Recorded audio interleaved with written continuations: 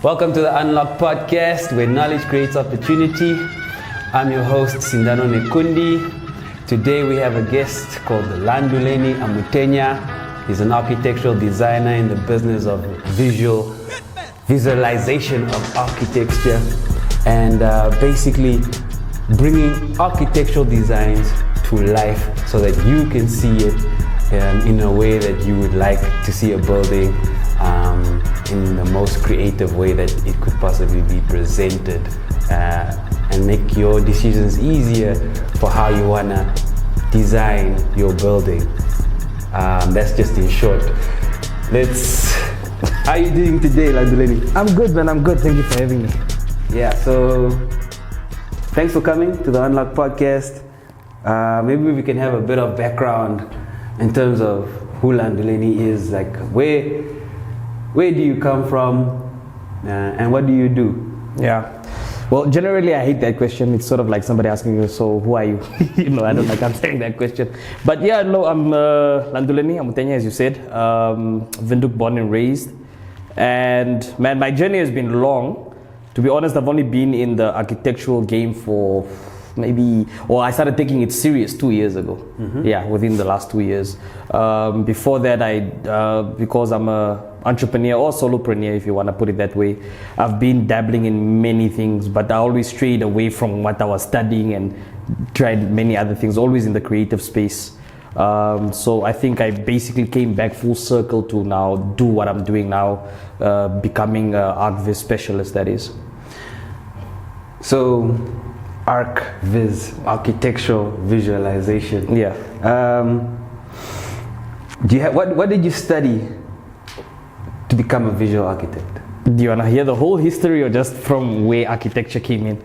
Yeah, because it's a weird story. It's a very long story. I sort of always had a passion for like buildings and houses and stuff. Mm-hmm. Engineering. I did science in school. I don't know how I ended up being in law school first, because I was in law school first. And while I was there, I became a real estate agent as well. I think within my second year, I became a real estate agent, and then started dropping classes all the time. Yeah, parents found out, they weren't too happy. Eventually dropped out of law school. I was sent out the country, where I went to go study construction technology. And I became friends mostly with architecture students. Yeah. And I started becoming more interested in what they're doing and whatnot. And came back eventually, dropped out again, so a second time. And that was due to health, mental reasons, and many other things. And I sort of just started I continued studying on my own, right? Doing my own thing, studying, but at the same time running other businesses as well. And then I sort of made a promise to my mom, after she passed. I was like, nah, I'm gonna do the thing I said I was gonna do, which is now when I started LA Designs now 2 years ago, and just basically pushed to become what I am now. To do what you're going to do, what was that? Architecture, to be in the construction industry, basically, one way or another. Because when I was studying construction technology, basically it's basically a mixture of a contractor and a civil engineer, right? But then the interest of learning these Revit programs and all these other programs I used to design now, I saw my architecture friends doing that, and I was like, no, but I want that instead, right? Why? It goes back to playing games like Sims and whatnot. It felt like that, I'm putting these walls together, I'm creating something. But I used to see plans used to be on a flat surface, right? Yeah. And I wanted it how I used to see it in Sims, somewhere I can walk into and I know how the house will look like at the end of the day. Interesting, because I've seen visualizations of architecture, and I always say, what is the artist impression? Yeah. Is that the same thing, an artist impression? It basically is that, because the official title is actually ArchViz artist, right? So you basically categorize us as an artist. You turn a technical thing into a form of art, right? And where the art comes in is the different things that you put into it. You have to think about how you would see a building in real life, right?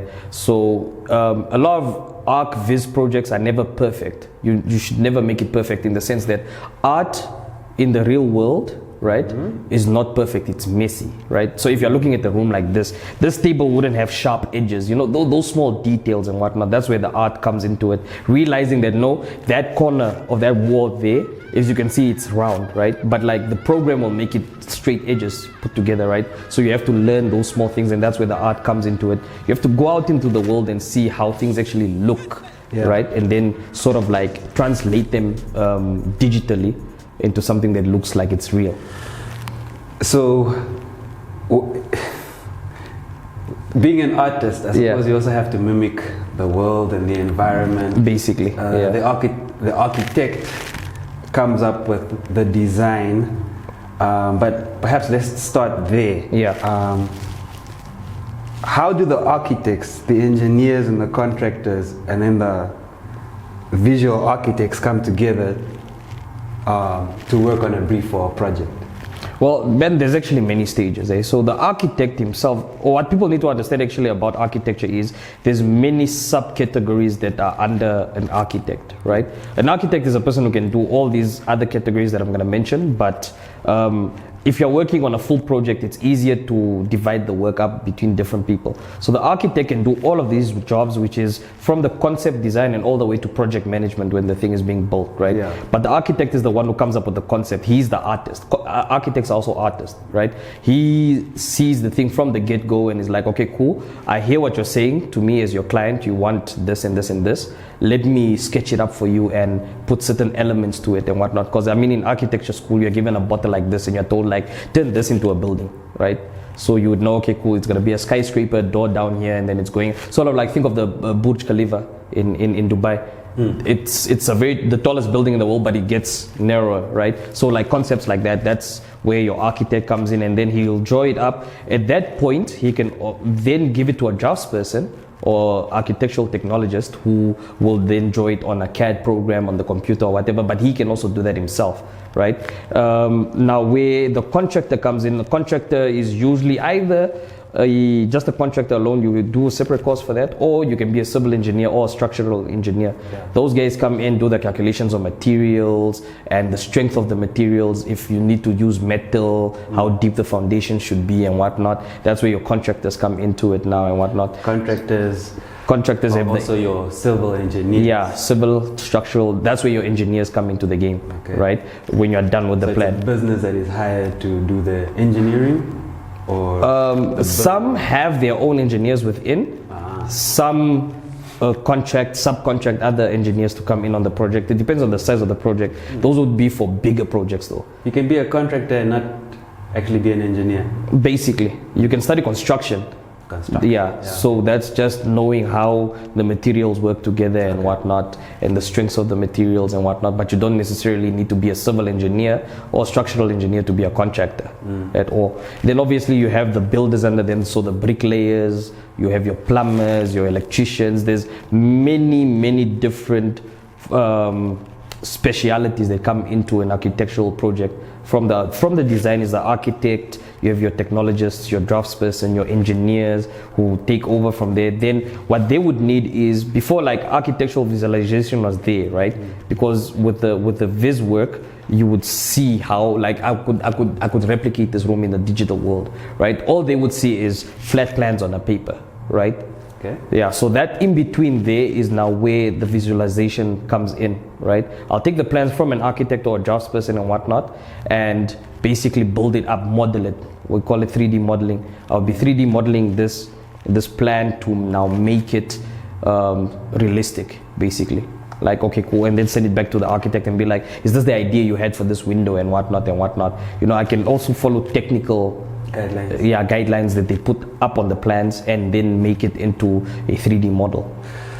So then, what level of creativity can you express in a design? So you say you have your technical guidelines, but you know, to what level of creativity can you? Where does the creative part come in, basically? The creative part basically comes in doing the small details, right? So like I said, like you can 3D model a thing, you can 3D model a house or a building. and it can look very generic, very engineering based, right? But you can't give that to the client because they still won't understand. They'll just be looking at blocks, like lines and blocks and whatnot. Yeah. This is now where those small things I was mentioning earlier of like, how does a place look when you look at it? So like, are there plants there? Yeah. What are the colors that go into it? You know, do you want to put just little, even things like butterflies or droplets of water. Like you put those things into the model, right? That makes it realistic. That's where the art now comes into it. It's basically painting a picture of how you would see it in the real world, because you're not gonna see blocks and just lines in the real world. And in doing that, it makes it easier to present to the client. Yeah, to the client. To sell let's say it's a building development. Yeah. Or just a series of houses. I want to ask, can it like enhance the closing of a deal greatly? It does actually.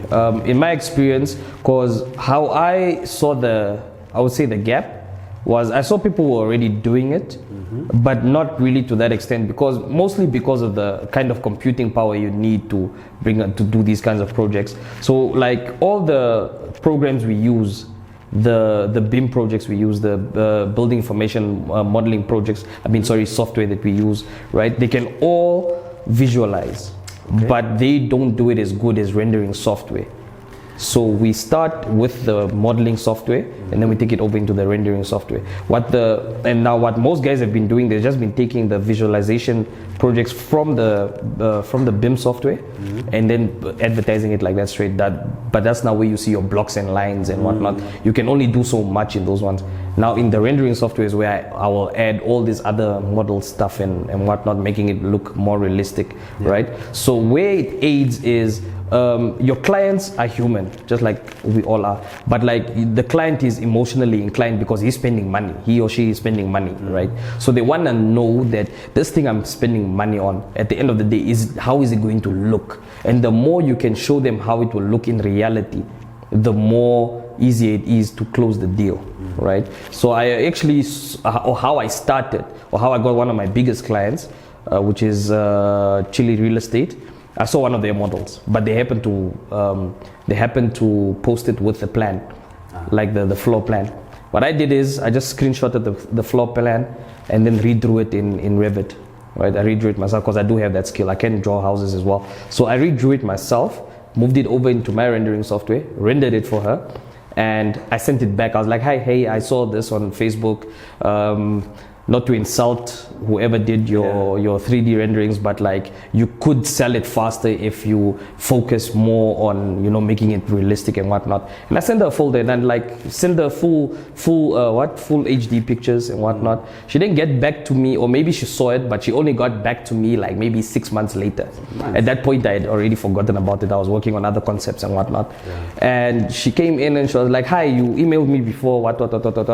Can you do this for me as well? At this point, she had also seen like what I've been doing in the meantime. And I was like, yeah, sure. And then from there, and then I saw that gap of, instead of trying to work for individual clients, because individual clients are quite harder to work for, to sell 3D stuff too, rather than individual client. Say, for example, you come to me, you know, you want to build a house for yourself, right? A lot of individual clients don't see the need for the 3Ds. Most are getting to that now, but it's because it's becoming more popular. But some just want that flat plan because they want to go start building already. Developers need it because, as a developer, depending on how you got your funds for your projects, right, you have to start paying back at some point already. But by the time you finish that project, you want to have people have bought into the development already, so that you can pay back your financing earlier, right? So they need that thing while they're still busy building for the 6 months, 3 months, or however long that project is going to take. On their socials, on their websites and whatnot, there's already houses that look like they exist already. And the client is already, okay, no, if this is how it's going to look, let me get into this. Let me rather wait the 6 months and not buy something that's been used before, like somebody was living there, maybe it's an old development, I want my own new place, right? They already see how it looks. Okay. Yeah. Does it ever, when you come up with an architectural visualization, the design you came up with, or the art you came up with, does it always get built exactly the same? Not every single time, no. The ArcViz is more to aid in how it's going to look like, right? During projects, for the most part, there's always changes that will happen in the project. It can be a thing of like, no, these aluminum windows are going to be too expensive, so we have to switch over to steel windows. No, these types of doors are going to be too expensive, so we have to change to these ones. No, this thing or no, that thing. So it's never always that, but it's always most of the time close to it. Yeah, for visualizations, just to get it as close as possible to how the final thing will be. What tools do you use to come up with a design? Well, okay, let's go. What is your approach to designing for a building? So my workflow, basically. Your workflow. Well, if I'm actually designing the project myself, I sketch, and then I draft that into my CAD software, which is Revit. I use Revit for that, strictly Revit. I don't know how I ended up in Revit. I just liked it because most architects or most architectural firms, designers, whatever, draftspeople use ArchiCAD, right? And it's always a headache when they find me because they're like, nobody really uses Revit in Namibia. I think there are about 10 firms that I know of that use Revit. So is it a compatibility issue? I don't think it's a compatibility issue. ArchiCAD is just easier to learn. Okay. Yeah, and I think it's cheaper. In terms of like the cost of the software itself. Because I've heard of that. Yeah, ArchiCAD, right? ArchiCAD. Yeah. AutoCAD, ArchiCAD. AutoCAD is from the same company as Revit, but Revit is a 3D modeling software. It's a CAD software, but it also has 3D modeling. ArchiCAD has that as well. AutoCAD, not so much, right? Okay. So from there, I go different directions now with the getting it into now a visualization project, right? Because I do model in Revit as well, like 3D modeling in Revit as well. From there, it depends on my client's budget. Then I used one of two programs, right? Either Lumion, yeah, Lumion, or 3ds Max. 3ds Max, yeah. Now with 3ds Max is the ones where they look hyper realistic. Yeah. Hyper realistic. But that I only use for a few clients because obviously it takes more time to render out and to model on that thing. So and also because that one I'm subscribed to many places where I get different materials. I'll get into the materials now. And then Lumion is it's more plug and play, right? But what makes my artwork different from others is the one thing I mentioned was materials, right? I'm subscribed to many channels where you have a lot of 3D artists in the world, right? Who create things like this table, for example. They'll 3D model this table and then they'll make sure it's high material and then they apply something we call a UV map to it. A UV map is basically how light hits that material. Yeah, that's now where I separate myself from like other people because you can get free materials out there and whatnot, but they are not as high quality as the ones you pay for, right? So that's also how I invest in myself. So I put these into my models. Both of them can take those 3D models and whatnot, and then you render out your scenes, right? And then the other thing that you have to apply to these renders is, and I think a lot of architects or architectural visualization artists don't realize this, you have to apply the skill of photography. Skill of photography, of landscape photography or just normal house photography. So right? Is that the person who's taking good photos? Yeah. So I study a lot of guys who take property photography because the thing is, when you're taking a picture of a scene, right, in either Lumion or 3ds Max, you can move the camera however you want. It can be from up here, it can be like this, it can be like this, it can be like this. But you have to apply certain things that are in the real world. Like if I'm 1.6 meters tall, right, and I'm holding a camera, how high is that camera gonna be? What type of lens am I using? All those things are things you can put in. What other people do is they just snap a screenshot of the room from whatever angle and then they render it out and then yes, you made a visualization scene and whatnot, but is it photorealistic? And that's where photorealism comes into thingy now. And that's why my last program that I use for stills at least is Photoshop. Because just like a guy who takes pictures and whatnot has to go home and edit, That render that I rendered out, after it renders out of my software, I have to go over to Photoshop and do that post-processing the same way a photographer would do. So yeah, those are my programs. Apart from the videos, when I do videos, I still use Adobe Premiere Pro with After Effects as well to also add those other things. So basically, I had to learn 5 programs to do what I do. Is it that can kind of sound discouraging to somebody who wants to get into the business of visual architecture? So not necessarily. That speaks to how many are you in your line of work? I honestly don't know how many we are, but I know like when you are in architecture school, because I even have people who are actually studying architecture, like, you know, honors degree, because I don't have an honors degree in architecture. I only have certificates and whatnot that I did here and here.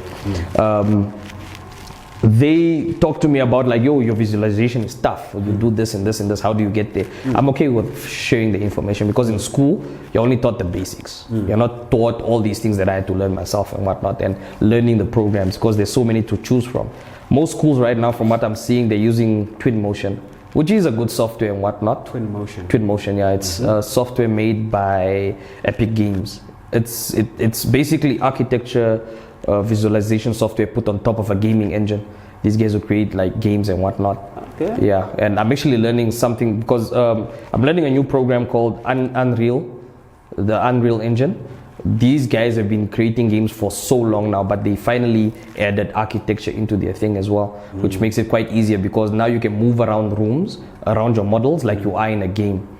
Yeah, those ones aren't like resource heavy, because to use a PC to get the kind of visualization that I get out, you need to spend some money, right? Most people end up with gaming laptops and whatnot, which aren't the best.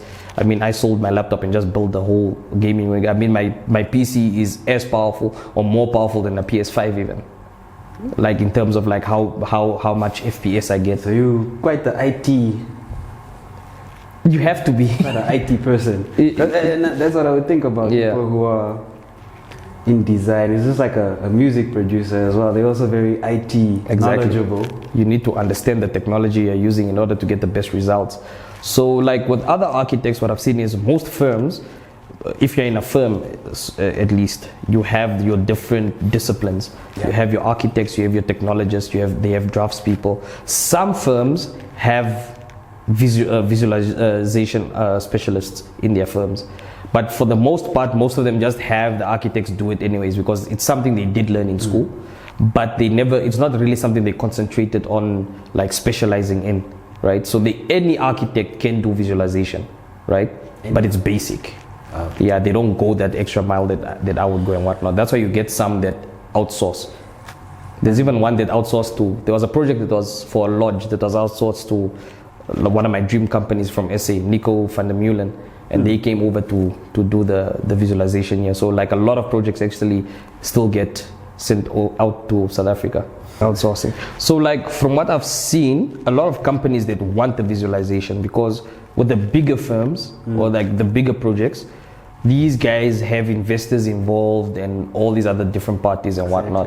And before these guys put money down, they're gonna want to see what you're talking about, right? That's where visualization comes in as well. But because it wasn't such a big thing, or it isn't such a big thing in Namibia, right? Like I don't know a single firm that just specializes in visualization, mostly, apart from myself and a friend of mine's company, Vision Media. I don't know if you've heard of them. They are the only ones I've also seen who dedicate themselves to visualization. Is it those property books? Do they show? Maybe I might be. I don't know. I don't know anything. No, I don't know anything about the property books. But like in those property books you're talking about, I think the ones those free ones. No, those are just like a real estate agent selling houses and whatnot. Those are already built houses. What we do is more like what doesn't exist yet, because you want to sell to your investors, right? Like a developer comes there, is like, no, this thing is gonna cost 300 million Namibian dollars to build, right? That's where I see in those books where some of those property developers will put it into their some have as a visual. Have started doing that and whatnot, and I've seen a few as well. But like it's sort of like that example I gave. Like it's not that good, so it's not that enticing to want to get into it, right? So like these are the guys you want to come to and even show them, because most guys only do exteriors and whatnot. I've also started doing interiors, because for the most part, if you're living in your house, what you mostly see is the inside of it, right? So you want to sell that space as well. Like, okay, no, you can put your table like this, you can put this kind of bed, these kind of couches, this kind of TV, the lighting will look like this and whatnot. That's more like an interior decorator. Yeah, basically interior designer. And like firms, like I said, have different disciplines, right? So you have your exterior guys, you have your interior guys, you have your landscaping guys as well. I do all of that. Like I can do all of that in one project. It's basically just about what you want to learn how to do, and I decided to basically learn it all. So who inspires you in your field? What inspires you? You mentioned your dream architectural firm in SA, like, but I mean, from a music point of view, I'll be like, I have people who influence me. I see what you mean. To become a musician. Yeah, man, there's a few architects that I've been looking at, but I don't think there's a singular architect exactly that inspired me. Like, okay, no, I want to go into ArchViz. I think it was just the technology itself of ArchViz. Like, it's basically putting art and technology together, and I've always liked tech, right? So I just saw all these projects out there, and now recently as well with like the virtual world coming up and the NFT projects and whatnot, the metaverse that's been coming out and whatnot.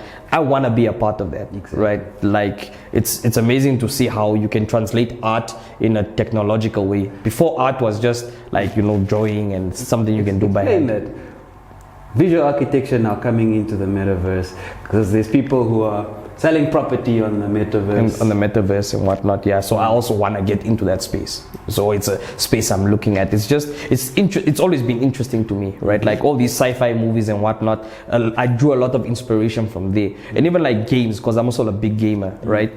The property or the buildings that you see in games, that was all modeled by an architect, and people don't realize this. There are architects who don't actually work in the real world and whatnot. Why I love that is because there you are not limited at all. And I made my own NFT project based on something I used to draw when I was a kid, based on something everybody used to draw when they were a kid.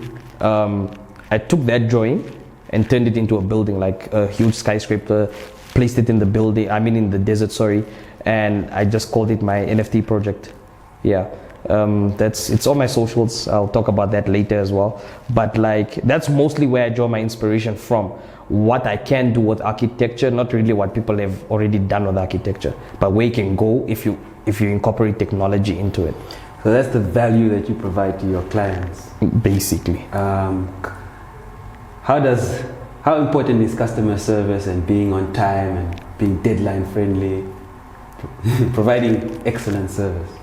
And it's very important, because the thing is, the main point I would put out with clients is clients don't really understand your work at all. Your client is not an architect, right? So I think it comes from what? Trial and error, right? At least in my case, came from trial and error. Like, you can tell yourself that, no, you're gonna do this. I can do a project, like I can draw a house within a day or two. If I have to start from scratch, like it's me drawing that house, I can do it within a day or two, right? But at first, what I didn't realize is, okay, cool, I'll draw the house. I'll send it to the client, like, okay, no, this is your concept, this is how it looks and whatnot. No, I want this changed. That's an extra day or two, and you keep going back and forth, right? So I can make a promise of like, no, it will take this long, but it's not really gonna take that long. It's gonna take longer. So it's basically a thing of managing expectations, and that only comes from experience. Because I can tell you can come fresh out of school when you're drawing projects for your lecturer, or like for the school and whatnot, for your assignments. Yes, because it's gonna get graded and marked, you're not gonna get that back and forth. It changes a whole lot when you come into real life and you're dealing with real people.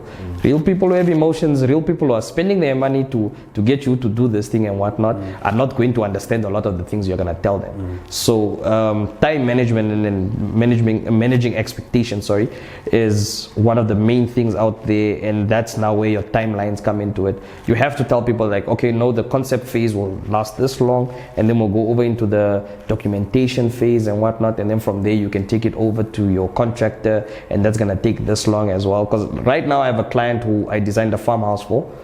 And he expected the quotations to come in within 2 days, right, from the contractor. And I was like, no, the contractor has to go to at least 3 different places that sell materials, bricks, cement, steel, sheeting for roofs and doors and all these things, and he has to give it over to them, and they have to, because they also, like places like Arc Trading, for example, have places that a specialist who can take your plan, they can read your plan and give you a quotation based on the plans.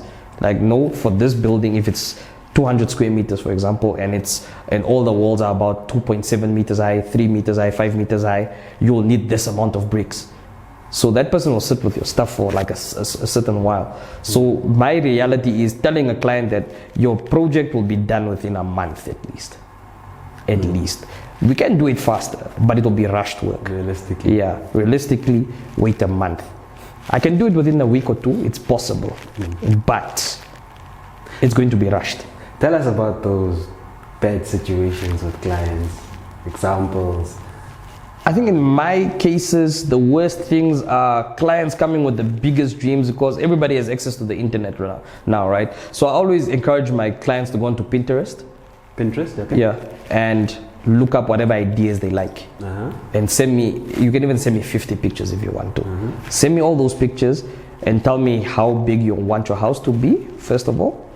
How many bedrooms you want, those basic things. Like I give them a brief, like a designing brief, like how many bedrooms do you want, main bedroom, ensuite, and all these small things. And I will design it for you based on the pictures you send to me. The one thing they never realize is the cost that's going to come from that. And that's always my worst experience is, I'm still learning from it. I think I undercharge for that, because they come to you so many times after and like, no, can you change the design? Can you change the design? That's work. Yeah. So for me, I think I need to manage that better, and that's one of the worst experiences for me. Not showing clients the reality of their project due to their budget, or like within their budget limits, and going ahead with the project anyways, because I get, especially if it's like an exciting project, I get excited and I start, because and that's why I also want to move more into the digital world, because I'm unrestricted there, to real building costs in the real world, right? Because in the digital world, you just buy a plot, you plot on your 3D, it's done. In the real world, you actually have to build that property, right? And I think I'm still struggling with that realization of like, I'm still in the real world, I'm not out there yet, and these people have certain budgets within that limit, like their designs, and now you have to explain to them that no, this nice type of brick that you want, or these expensive tiles that you want, no, you can't have them because it takes your budget over to this. Or do I have to remove a room from your project, or what am I gonna do? And then another thing I would say that's a very bad experience, and I've experienced this a few times. To get clients, I obviously advertise on social media and whatnot. You get scam clients. Scam clients are basically people who will make you do a ton of work and then not pay you at the end of it. And that's where I started now my deposit policy and whatnot. But like, I'll give an example. There's this guy who came to me a few months ago, and this was gonna be the first flat development I would have made, right? Flat development? Yeah, like designing my own flats. Like it was supposed to be 10 flats or so, right? And this guy, he showed me all the other projects he worked on before and whatnot. I was like, okay, he seems like a trustworthy guy and what. First mistake, he seems like a trustworthy guy. And I went on with the project because I'm excited. I'm like, I've been designing houses, now I get to design a development. I get to put my name on that, like it's a development. Design the things, within a week I was done, right? And then the money issues came. No, this happened, no, this happened, no, this happened. While I'm doing that, I gave away 2 other clients to colleagues of mine who were ready to pay, and they paid already, because they also wanted stuff done. I gave it to you. I gave those to my colleagues because I was like, no, I need the time and concentration for this project, because I'm excited about this. Flat development. Yeah, exactly. So it wasn't even about the money, it was more about what it was going to do for my portfolio. Yeah, it was something I can add, that no, I don't just do houses, I've done this as well, right? Yeah. Can you still put that on your CV or? No, it's on my portfolio. Yeah, those flats are on my portfolio. I cut ties with the client, but then because the project was already done, I visualized it and then I put it on my portfolio. I was like, yeah, no, this is something I can also do. Then what would be the highlight up to now in your career, the biggest reward, I suppose, that you've had from starting a company for yourself? Apart from the monetary goals, obviously, I would say just the recognition, man. The recognition. And I think the biggest one for me is not even from the clients and the people I've worked for. The clients, or like just people who see my work and whatnot, but from other architects as well, right? Them saying like, wow, this is actually good work, right? I think that for me is the biggest reward, because I didn't think I would be here at all, and the fact that these are people with master's degrees in architecture telling me this, I know that's a big ego stroke, I won't even lie. So you're doing something that is unique, that is not commonplace in Namibia, that is something that the architectural firms and engineering firms need, that individuals also need as well. Just so that they have a more realistic view of what they're getting themselves into and the costs that are associated with, building your dream house or your dream. Your dream property, project. basically. Dream property. I mean, at the end of the day, once it's built, the only way to get rid of it is selling it or demolishing it. But that's a huge cost to yourself personally. You wouldn't do that. So that's where you also sort of assist, because a house is a permanent thing, or a building is a very permanent thing. It's not like buying a car and then you can sell it like a week later, or buying anything that you buy really. A house is something more permanent and more long term really. I mean, a house can be a good quarter of your life, a good half of your life. You're still paying things off for your house and whatnot. So it's very serious. Make sure you do it well. So then let's get into the business side of LA Designs. How did you start the business? Like, what was the steps and the processes to starting a visual architectural firm? I don't even know. I just started. For the most part, I can say I just started. It's just important to start. It's just important to start, because the thing is, I had the skills and I knew how to do the things I was doing, but like I was focusing on other things, because like I said, I have other businesses that I also run, and I was like, but what's my main thing, right? What's my main thing? So I was like, let me live up to this promise I made and actually get back to what I want for me, myself. So basically, I started by just doing concepts, like designing concepts and whatnot, putting them out there, and then people seeing them. And mostly thanks to my dad, he came out and was like, no, there's a few guys in the north who are retiring. They might need a plan here or there. And I was like, okay, cool, let me draw this out. And I got paid for that. And that was the first time I was paid for that. I was like, oh, I can actually make money from this. Already had a company registered that was dormant. I just did the whole name change to Trading As. So Trading As LA Designs, right? In the official papers, that's what it says. Bank account was already there, just went to go close that one, started another one. And there wasn't really a lot of BIPA work for me to do. But for the most part, I work as a freelancer, right? So funds come to me. I don't really have anybody that works for me apart from like my numbers person, so my accountant and whatnot. You outsource some work? If I can't finish the project myself, I've obviously networked and became friends with a few other architects or draftspeople and whatnot, especially documentation. I really hate doing documentation. But there are a few people I outsource to, like, yo, can you help me out with this, because I'm also working on this and whatnot. Invoicing and my numbers, I just found one of these sites that do that for you.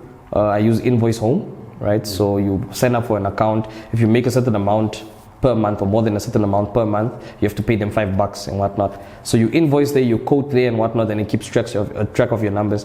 End of the month, you download a Excel sheet that just goes to my accountant. So it's just, that part skips me completely.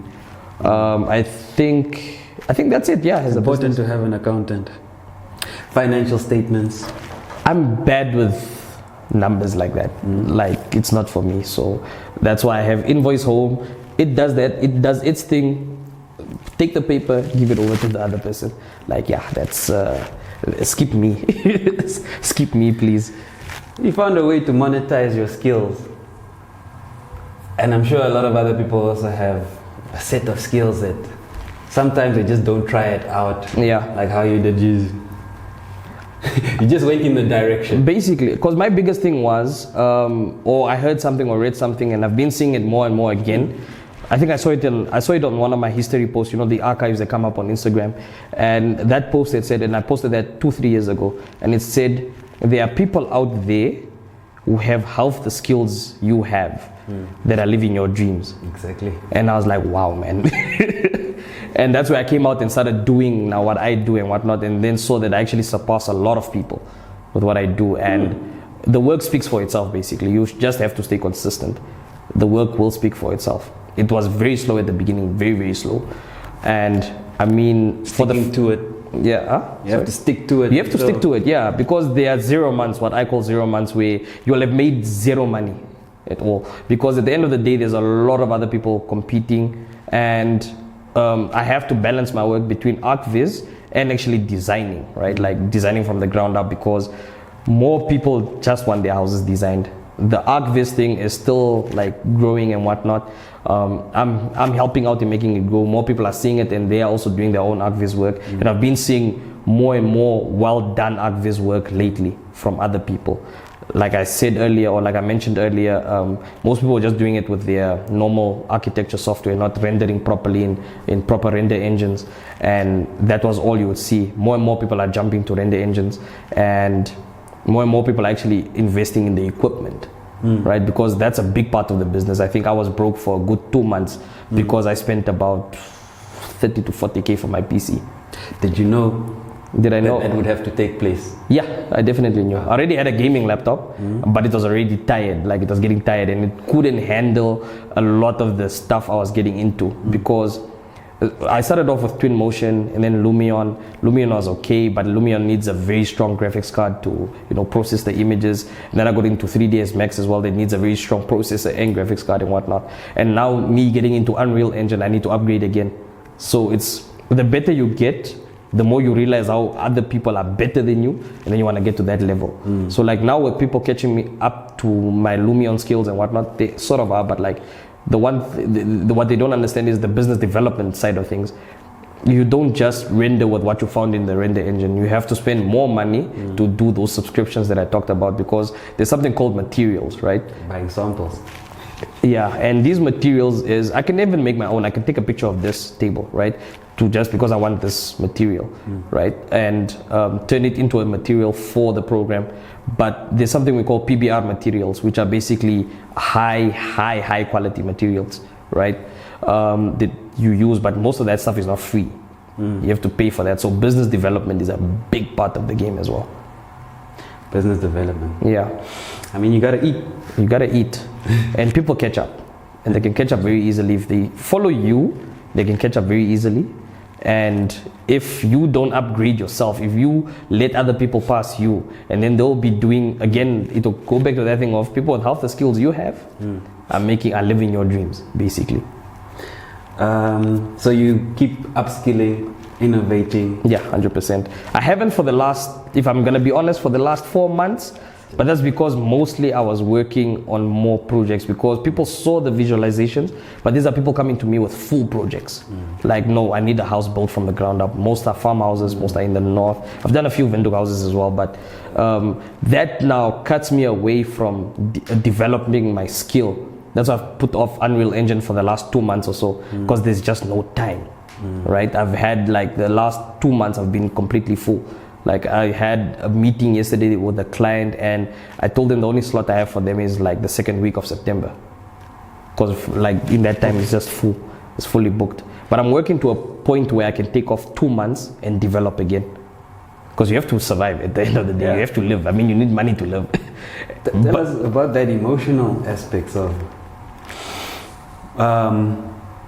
just being brave and strong and managing your money and handling clients and handling yourself as well.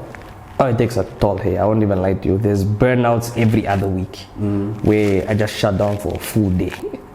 Like, I'm just gone. But I think my other business, because I'm also in entertainment, I don't know if I mentioned that, sort of also helps with that. Where I shut down on the architecture side of life, and I get into that, and that brings me back, and then I can continue from there. What is the other businesses? Oh, I founded a company called House Council.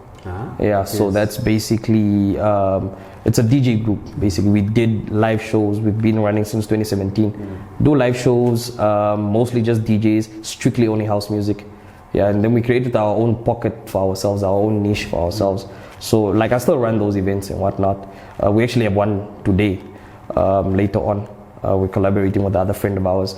But like that sort of takes me out of the emotion of what's going on here, and then when I come back with a fresh mind and whatnot, because it can get very heavy sometimes. I remember going to a client 2 weeks ago, and I drew up the plans and whatnot. It's a renovation project, and then me being in that room and being like, I'm looking at the plans, I'm looking at the house, and I'm like, no man, something is different here.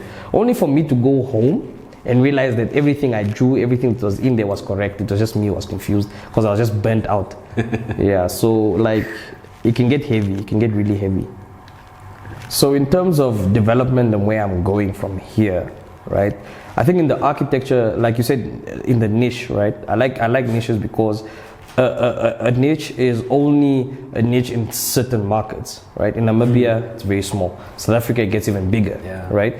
Globally in the world, and like I mentioned earlier, the metaverse, and I'm sticking to the metaverse because I mean, even on LinkedIn, I've started like talking to other architects who are working in that space. Internationally? Yeah, internationally, because I mean, LinkedIn is basically your international CV, right? It's sort of like how I call Instagram being your international number. Anybody can reach you on there, right? So you just start conversations with these people and see how you can fit yourself into it. Sending free samples, saying like, hey, can I jump onto this project? I'm going to work on it for free and whatnot. It's sort of how you get noticed. Because my thing with ArchViz is to go international. I don't intend to be stuck in Namibia, mostly because by the time it gets to the point where I want it to be, where the world is right now, the world will be in another location, in another space already. And I'm not planning on being left behind. I said the world is changing now. Not 10 years is now it's now about 3 to 4 years. Yeah, that's how fast exactly. It's changing. Like. Yeah, technology moves very fast, but I intend to keep up with it. So even with the entertainment side of things, everything is moving in a technological way, right? Like, I mean, on that side, you have people having events in the metaverse at this point, right? So where I come into that on both ends, I can actually eat from both ends on that thing, because with the architecture stuff, like I said, they still need designers. And I talked to one of the first architectural firms that worked for the metaverse exclusively. His name is George Bileka, right? He's from some European country. I can't remember the country exactly right now. But I actually inboxed him on LinkedIn. I showed him a couple of my projects, and he actually responded. I was like, oh wait, no, this is nice. You know, do this and this and this. Learn this software. That's how I got into 3ds Max. Learn polymesh modeling and whatnot. That's a technical term, I won't get into it. But this guy has basically built buildings for, you know, big companies in the metaverse. Yeah, and he gets paid hundreds of thousands of euros for that. And I was like, that's what I want to get to, man. I mean, there's only so much I can do in Namibia, to be honest. Yeah, so my biggest development plan is to go international with it. And then, what are your suggestions for young people who want to get into this line of work? What I do, specifically what I do. Not to bring you competition, but no, it's fine. Like I said, I do have some people who are still in school text me, and I never shy away from telling them anything, because I've always believed in like sharing the information. It's the only way you will grow yourself. Be open to learning as much as you can. And do it yourself. Like what you're being taught in school is very limited to what you learn out there. Most of the guys who taught me ArchViz, like the guys I learned from, these mostly Brazilian and Portuguese people for some reason. I think they are very big on ArchViz work. Most of the courses I took for ArchViz, how I learned that photography is a part of it and all these things, was mostly from guys who sort of taught themselves as well. Yeah, and there are different schools, like, and it's not part of architecture school. You have to be willing to spend the money on these other ArchViz guys out there who have the courses out there.